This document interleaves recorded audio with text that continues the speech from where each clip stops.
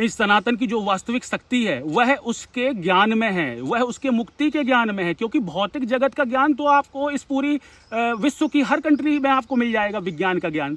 तो विज्ञान में आपको आगे बढ़ जाना या पैसे वाले बन जाना, यह केवल भौतिक स्तर तक उचित होगा। सनातन की शक्ति उसके ब्रह्म ज्ञान में है। जब हमारे युवा हैं जो सनातन का जब ज्ञान सीखेंगे, तब वह पाएंगे कि यार पूरे विश्व के पास दुखों से मुक्ति का मंत्र नहीं है।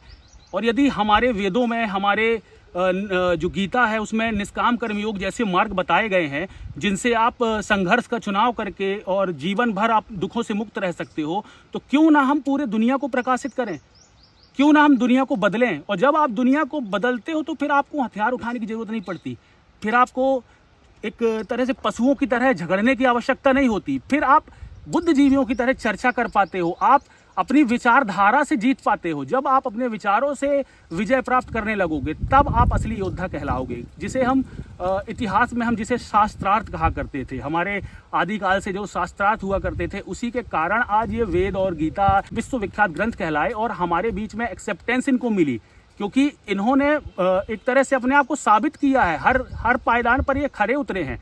इसीलिए इनमें जो ज्ञान बताया जा रहा है, तो उस ज्ञान को आप सभी युवा समझने का प्रयत्न कीजिए और उस दृष्टि से आप उस चीज़ को अपनाइए, ताकि आपके इस ज्ञान की पूरे विश्व को आवश्यकता है। लेकिन आज पूरे विश्व में आप देखिए, जब उन्होंने अपने आप को किसी कम्युनिटी से जोड़ के रख लिया है बाकी के देशों ने, तो वह मुक्ति का ज्ञान कैसे सीख सकते हैं। आप खुद विचार करके देखिए कि जो ऐसा मानता है कि मनुष्य ही मनुष्य से अलग है, तो क्या वह जान सकता है कि यह दुनिया भगवान ने बनाई है।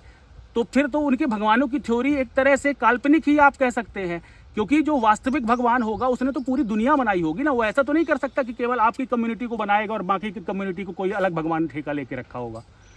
आप समझिए, भगवान का मतलब इस पूरी सृष्टि का संचालक, और उसे ही लोग अलग अलग नामों से पुकार रहे हैं। लेकिन उनकी जो भौतिकता की जो पहचान बना ली उन्होंने अपने मन में, इसीलिए सबको अपने अपने भगवान अलग नजर आ रहे हैं।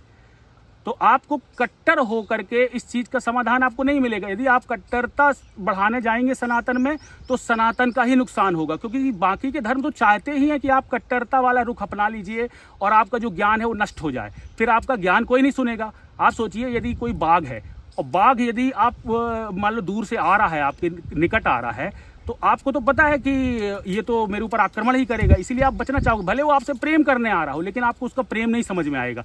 इसी प्रकार जब आप वर्षों से कट्टर रहते हैं ना, और इतिहास में आपकी कट्टरता जब दिखाई देती है, तो फिर आपकी अच्छी बातों को भी नज़रअंदाज कर देगी जो दुनिया है ना। वो आने वाला समय आपकी अच्छी बातों को भी नज़रअंदाज करने